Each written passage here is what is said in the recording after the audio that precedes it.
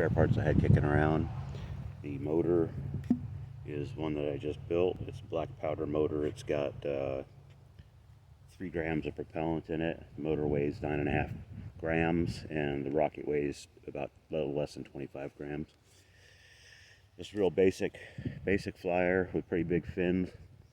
I taped the nose cone on because I don't have any kind of recovery system other than I put a black powder charge, in the top of the motor in a little cavity that I left.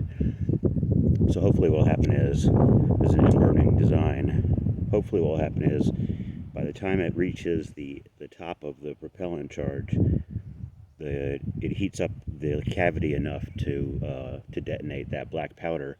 And what I want it to do is to kick the motor out the back so that this thing can fall to earth without the extra weight of the motor in it. I've had rockets in the past that use that kind of recovery system, and it worked pretty well without leading to damage to the rocket. So I have no idea how high this is going to go or if it's going to go, but I've got a 7/64 inch nozzle in the ceramic there, and we're going to see how it does. All right, here it is on the pad, ready to go. Wind's calmed down just a little bit. Let's see if I can get it to light.